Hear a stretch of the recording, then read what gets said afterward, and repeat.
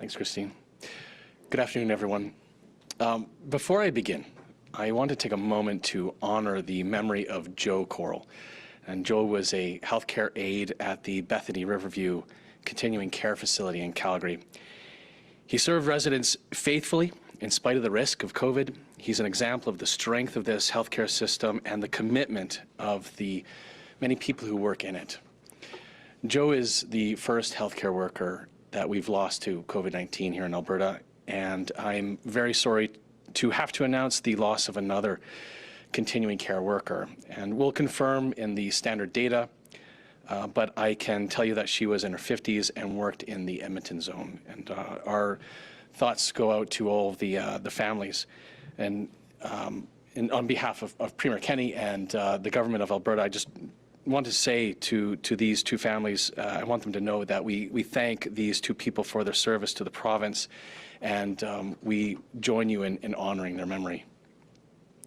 The pandemic has brought too many stories of tragedy to too many families, but it's also brought examples of the hard work and commitment of the people in the healthcare system and the optimism that they bring to their jobs, no matter how tough these jobs are. Like the story shared by ICU nurse Tanya Harvey, who was one of the first to receive the COVID vaccine. Her hope is what we all need to hear right now, that immunization is, quote, going to give us back our families, our communities, our lives, our loved ones, end quote.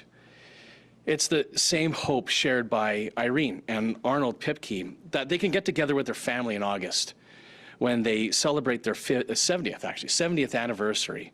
Irene and Arnold are residents of the Hamlets in Red Deer, and they were immunized on December 30th. And I can't forget the incredible picture of hope that ICU physician, Dr. Simon Demermarcil, gave us as he sat for his COVID-19 vaccine, months after he shared a photo of himself calling a family to tell them that a loved one had passed away during the pandemic. And as you've heard me say before, the start of COVID-19 vaccinations means that we're starting the work of putting the pandemic behind us. Just about 3 weeks ago, we immunized the first Albertan. And since then, AHS has been steadily ramping up to use the supply of vaccines as we receive them, based on the priorities in our plan, starting with those who are highest risk of severe outcomes.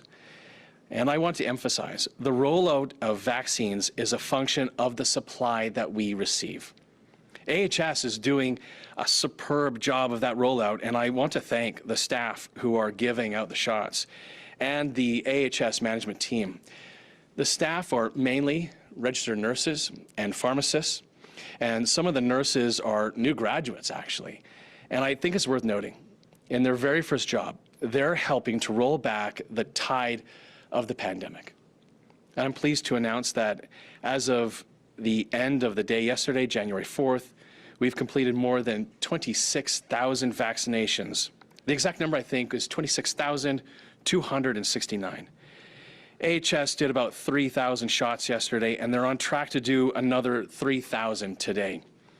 That means by the end of today, we should be at about 29,000, the initial goal that we set in mid-December.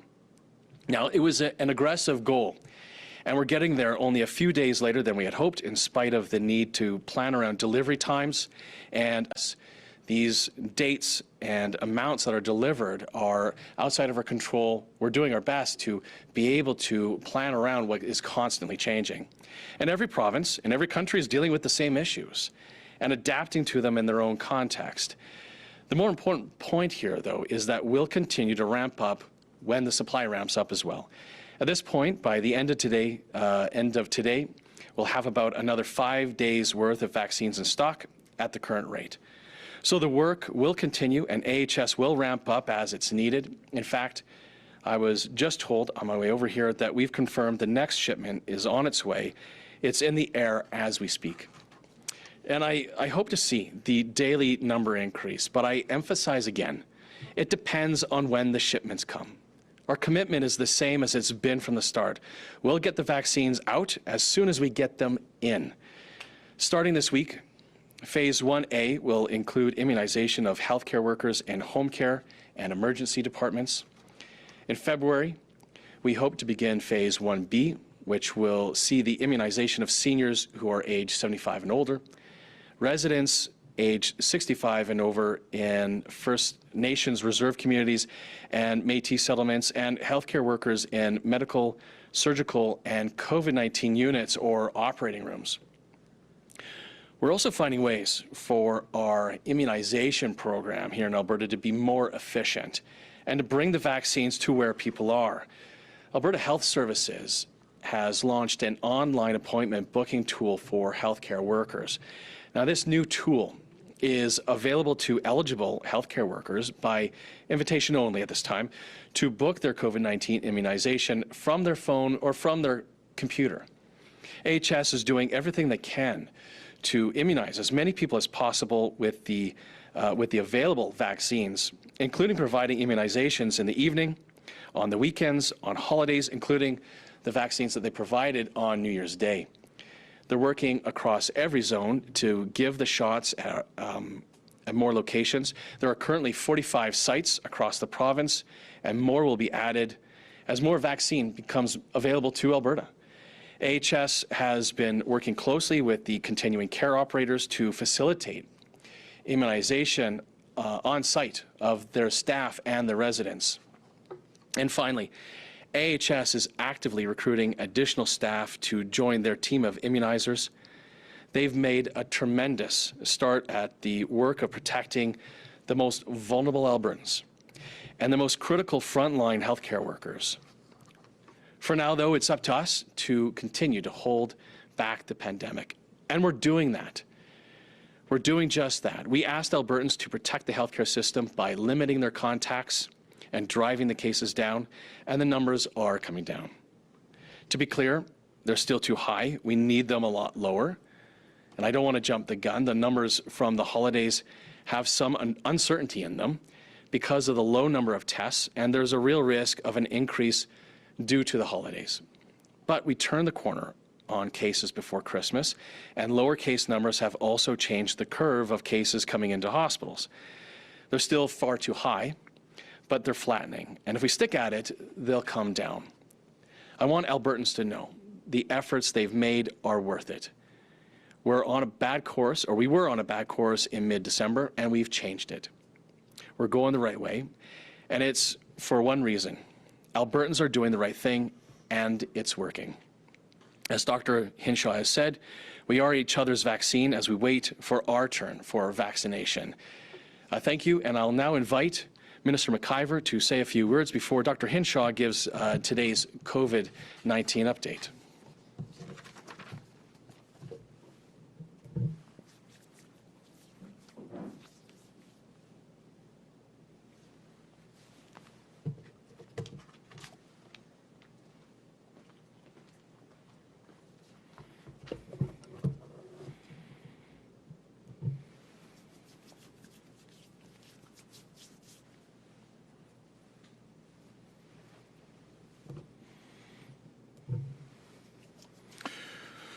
Thank you, Minister Shandro. And folks, at this point, I have been the Minister of Municipal Affairs for, I think, just under 30 minutes. I'm getting briefed on a number of files, but our government recognizes the critical work this department is doing, which is why I'm here speaking with you today. I'd like to provide an update on our outreach efforts to support communities dealing with significant spread of the COVID-19 virus. 9 of these communities are in Edmonton and 2 are in Calgary. COVID care teams are helping us reach across barriers to provide our communities with the information and supports they need to keep themselves and their families safe. In terms of financial incentives to self-isolate, I am pleased to report that as of today, around 500 rooms used by more than 500 Albertans, some with more than for self-isolation accommodations, free of charge since we began to offer them in May. And as of December 15th, individuals living in the Greater Edmonton or Calgary metropolitan regions are also eligible for $625 in temporary financial aid once they have completed their self-isolation at a designated hotel. We will be in a position to provide the total cost of the program, both the cost of the isolation payments and the costs for the accommodations and meals in the coming months. At the start of the program last month, we established community tables in both cities. In Calgary, we are working with the Calgary Northeast Zone Partnership and other local organizations to reach out to residents in the upper Northeast and lower Northeast areas.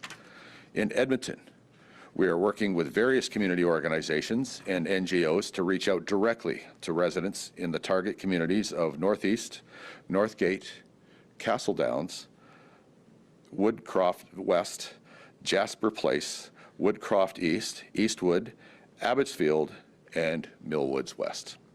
COVID care teams have assembled over 58,000 care packages and have distributed more than half of them by hand delivering them door to door to long-term care and seniors residences through schools and via food hamper distributions since the program was launched in December.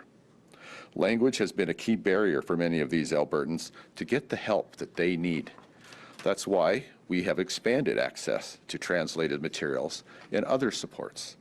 To date, information has been translated into multiple languages, including Arabic, Chinese, French, Hindi, Korean, Punjabi, Spanish, Somali, Tagalog, Urdu, and Vietnamese.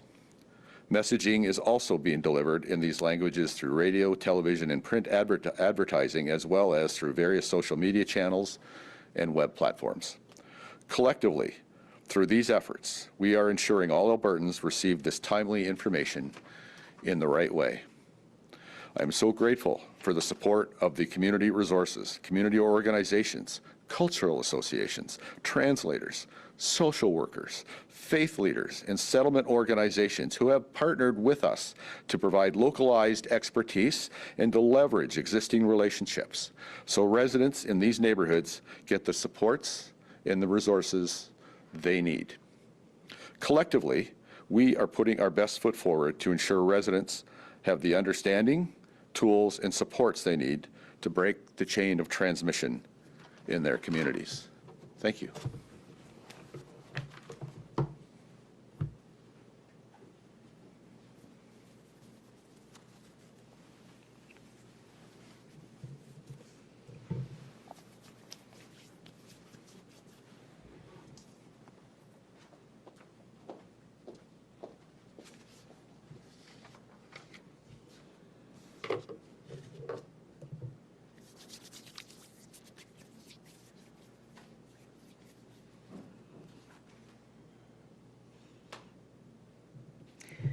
Thank you, Minister. As this is my first update of 2021, I want to wish all Albertans a Happy New Year. I think we all look forward to this year bringing us closer to our old normal, and there is hope. We just have work yet to do to get there.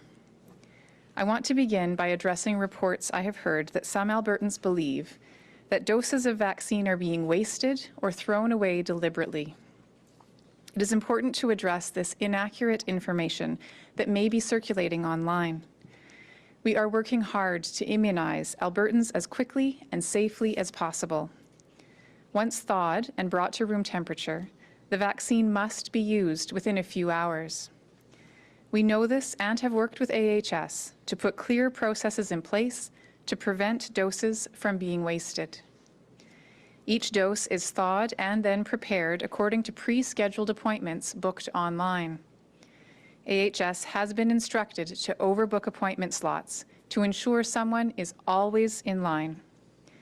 In the rare case that there is a dose left in a vial and no patient is available, AHS will immunize the on-site staff to ensure that no dose is going to waste. In any immunization program, a small amount of vaccine will occasionally be lost when drawing doses or if a vial is dropped or spilled. Some human errors are unavoidable, but these are being kept extremely limited thanks to the proven processes that we have in place. So far, there has been no significant wastage of COVID-19 vaccines. The small proportion of doses that have been lost is lower than what we see in an average influenza season and is a testament to the steps that AHS has put in place. Every dose counts, and we want to immunize as many Albertans as possible. We will keep looking for ways to reduce waste as more vaccines arrive. I want to ask Albertans who see concerning facts online to please check those facts before sharing reports broadly, as rumors can spread and can be harmful. Turning to today's update, over the last 24 hours, we have identified 843 new cases of COVID-19 in the province and completed more than 10,300 tests. Overall, our current positivity rate is about 8.2%. Our healthcare system remains under significant pressure, with 919 people in hospital, including 140 who have been admitted to the ICU. Sadly, 26 new deaths were reported to us in the last 24 hours. We have had more than 1,100 deaths due to COVID-19 in this province. My heartfelt condolences go to the family and friends of these individuals, and also to anyone who is mourning the loss of someone they loved. Over this last year, this virus has tested each and every one of us. The way we were used to interacting with each other and the world around us changed dramatically. This is a new year, but there is still a stretch of hard road before us. COVID-19 is still here and still threatens our health system and the well-being of our friends, family, and neighbors. We are seeing a stabilization in cases, with occasional days of low new cases due to lower testing volumes. But overall, new case numbers, hospitalizations, and ICU admissions for COVID-19 are still very high in our province. Similarly, while vaccines are arriving, shipments are limited, and it will be months before we will be able to offer immunization to the general population. While we work to offer vaccine to those at highest risk, we must continue to act as the vaccine for each other right now. Please keep following the public health measures in place and limit your in-person interactions whenever possible. That is the only way to protect our health system, protect each other, and limit the spread in the weeks ahead. Thank you, and we'll be happy to take questions. To those on the line, we ask that you be brief, limit yourself to one question, and indicate who you are directing your question to. Operator, can you please put through the first caller? Our first question comes from James Keller of the Globe and Mail. Your line is open. Hi, this is a message for Dr. Hinshaw, although the minister might want to weigh in as well, the health minister. In the Premier's remarks last week on New Year's Day, he drew a distinction between guidelines and legal orders, and he said the critical thing really is these binding orders. So how do you think Albertans should view your voluntary guidelines, whether about travel or anything else? And do you worry that this kind of messaging will make it more difficult to rely on voluntary measures, as the province has for much of the summer, as the pandemic goes on? We strive in the information that we put online from the office that I work with to make sure that the information is as robust as possible and as complete as possible with respect to those measures that will reduce our case numbers. So what I would say to Albertans with respect to when they're wondering, what they should do, I would say that there is a suite of legal orders. There's also very specific sector-specific guidelines that are referenced within some of those orders. And then there are the recommendations that we have on the site. And what I would urge all Albertans to do is to consider how they can adopt as many of those recommendations as possible while following, again, the legal orders, which are non-negotiable, because, again, we really have to collectively work together to bring the spread down. I don't know if Minister Shandro.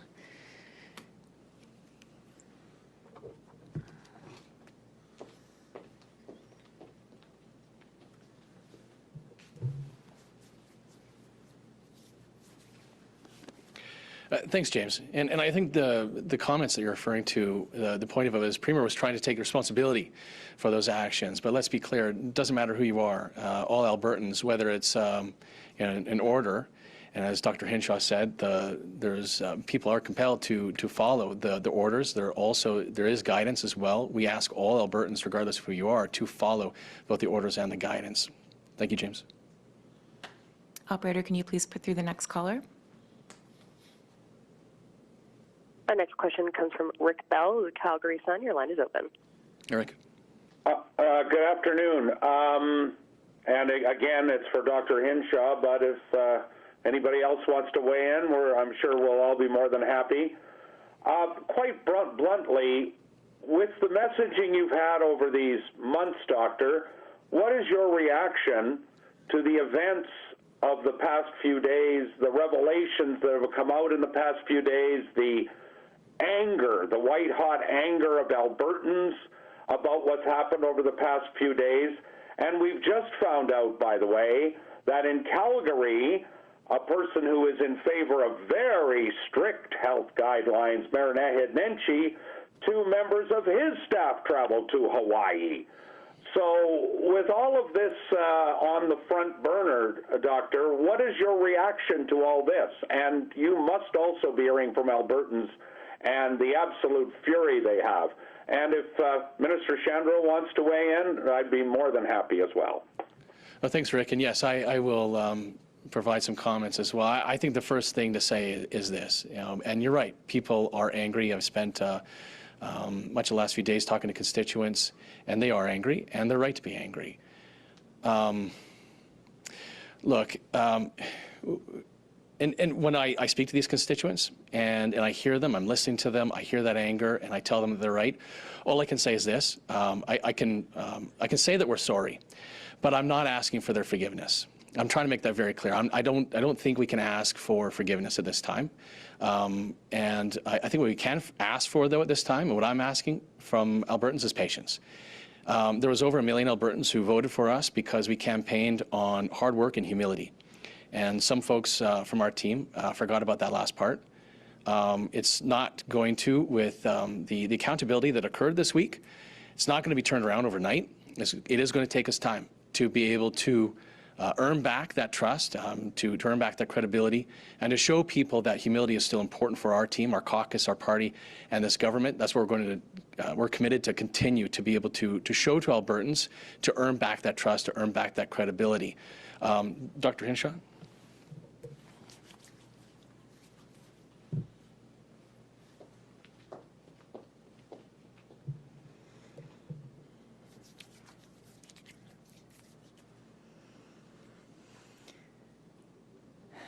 Thanks, Rick. And I would echo what the minister said with respect to understanding why Albertans are so angry about this.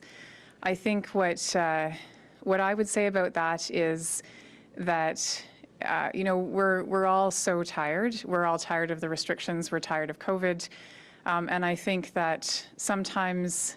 As you know, I often, when I've stood up here, have asked Albertans to be compassionate with each other when we all make mistakes and when we do things that we shouldn't do. And so today, like every other day, I'm going to say I can absolutely understand that anger. I also know that all of us, all Albertans, are really sick and tired of COVID. And sometimes that leads to lapses in judgment. And so I guess I would just ask Albertans to take a deep breath and continue to look towards that common goal of getting through COVID together, and knowing that we do need to look to that public health guidance, look to those measures as the roadmap that will get us through.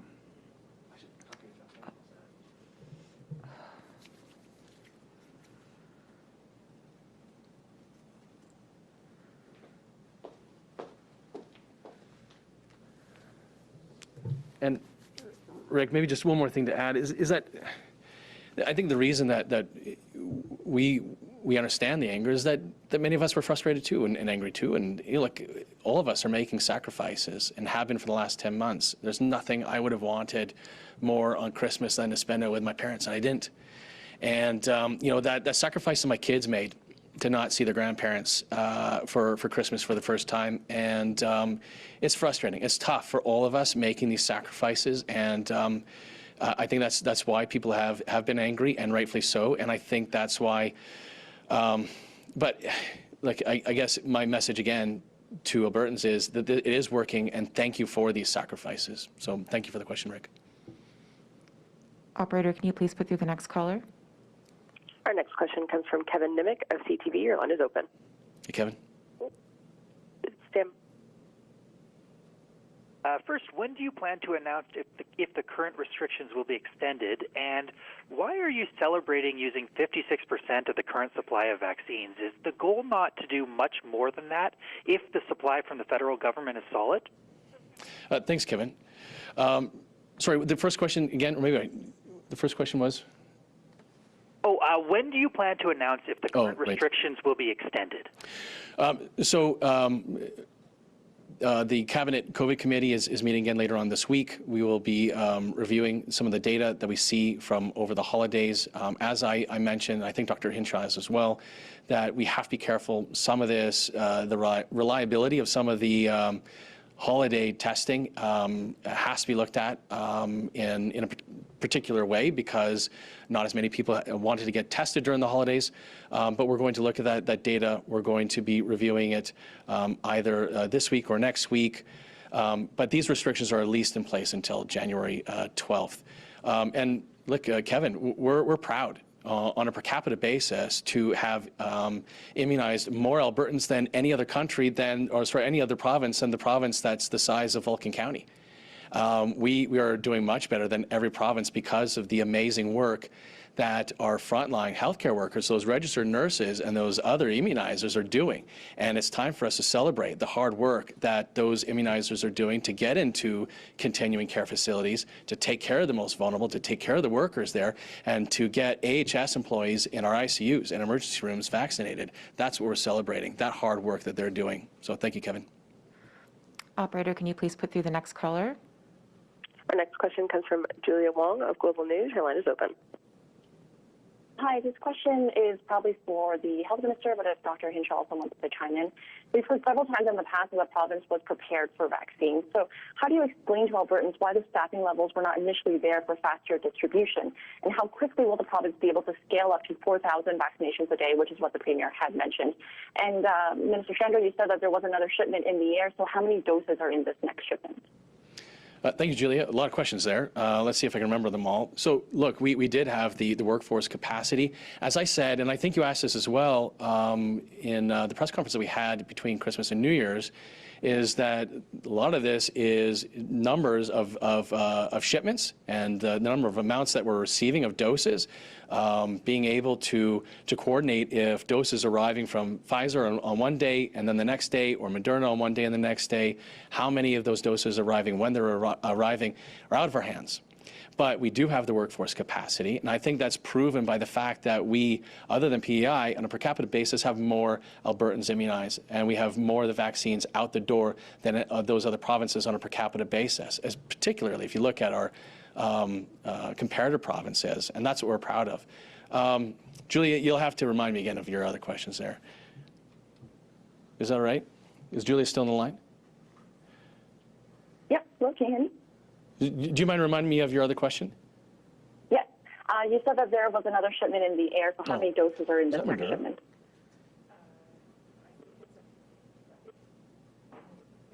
Yeah, sure. I'll let Dr. Hinshaw answer that one.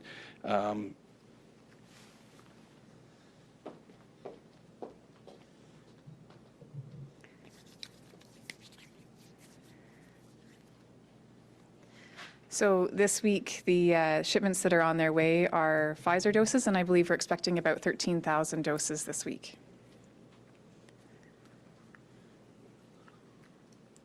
Operator, can you please put through the next caller? Our next question comes from Jeff Slack of 660 News. Your line is open. Hi there. I just want to go back to the travel controversy. This question is for Dr. Deena Hinshaw, and if Minister Shandro also wants to comment. I just want to know how much damage this does to the public health messaging that you've been trying to get out for months now, and do you see this as a turning point where we could see unraveling of that work that has been completed?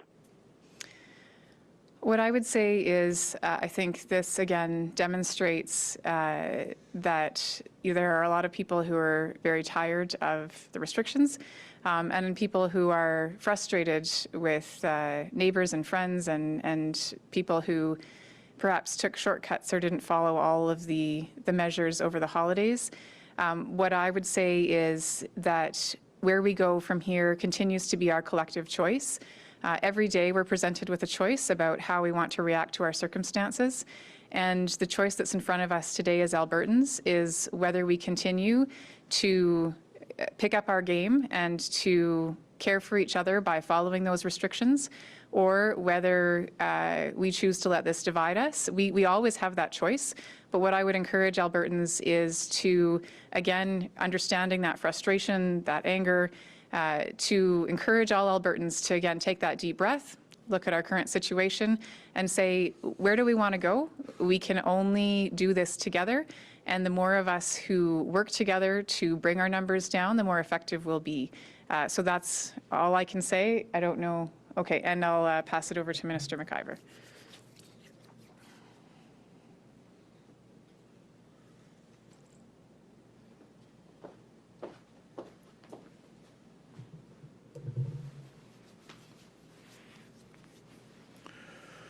Thank you for the question. I've been on the phone a great deal in the last several days, and I'm hearing from Albertans who are angry. Sometimes they're yelling, sometimes they're using hard language. And I guess the message that I would say to Albertans is, you have every right to expect good behavior and a high standard of conduct from your government. And Albertans get to judge whether government met those standards of good behavior and high standards. And from what I've heard, Albertans have said very clearly we have not met those standards. And what I have to say is our government agrees. So if you're yelling at us, interestingly enough, my message is thank you.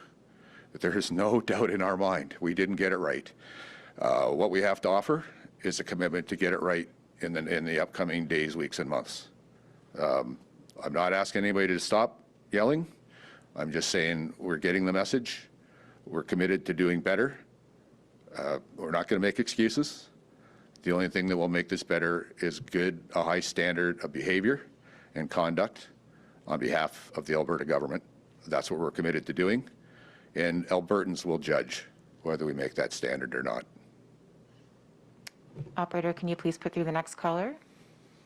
Our next question comes from Dylan Short of the Edmonton Journal. Your line is open.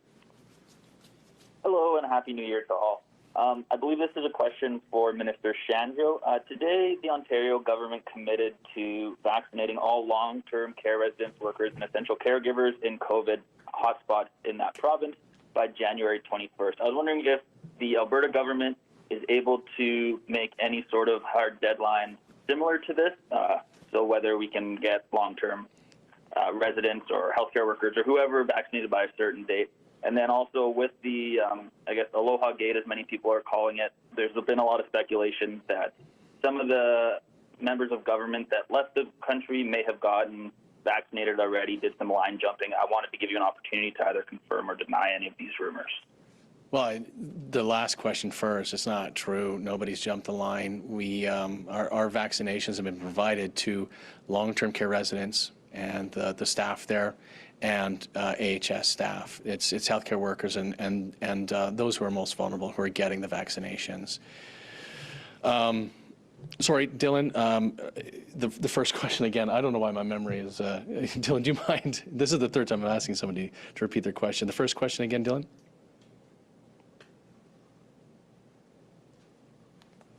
Long-term care residents, workers, essential caregivers. Oh, right, and the commitment, like Ontario? Right. Yeah. Thanks, Dylan. So just to remind everybody of our plan for Phase 1A. So Phase 1A was about 87,000 vaccinations, and it included some of our healthcare workers who are in ICUs and emergency rooms, but it includes 28,000 residents of long-term care. It includes 36,000 who are the staff of long-term care, and as well designated supportive living as well, and 12,000 home care workers as well. So those folks are included in 1A, and we've always been planning for 1A to be ending by the end of January. Now, these are numbers that, as I said, depend on when the federal government and the manufacturers can get us these shipments, and however quickly they can get them. That's the number one difficulty in getting vaccinations to Albertans at this time, and our commitment is rolling them out as soon as we get them in. Okay, we have time for 2 more. Operator, can you please put through the next caller? Our next question comes from Michelle Bellefontaine of CBC. Your line is open. Oh, hi there. I have a question for both Minister McIver and Minister Shandro. Can you both tell Albertans the last time you left the province? Yeah, thanks, Michelle. It was Labor Day. I went to BC. Mr. McIver?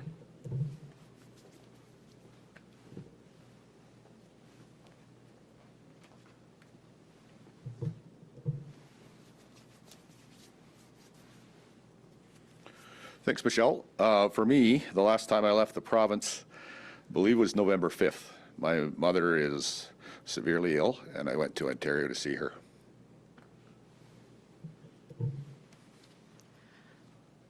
Operator, can you please put through our final caller? Our final question comes from Nia Williams of Reuters. Your line is open. Hi there.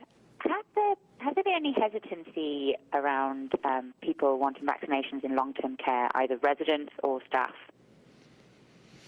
Well, I think we have been reporting publicly. There have been some refusals. Thankfully, Albertans have a higher interest, and we saw that through the seasonal flu. We saw more Albertans getting and wanting this seasonal flu vaccine than we have seen in previous years. Part of that is the hard work of our community pharmacists who are able to communicate to Albertans the positives of taking care of not just themselves but their loved ones around them. So haven't seen any concerning numbers about the refusals at this time. We also do have some residents, it should be noted, in continuing care who may not have capacity to provide consent to the healthcare worker or the immunizer, in which case then we look to their loved ones to be able to provide that consent for them. That concludes today's question and answer. Dr. Hinshaw will be back with another update on Thursday afternoon. Good evening. Thank you, everyone. Thanks, Christine.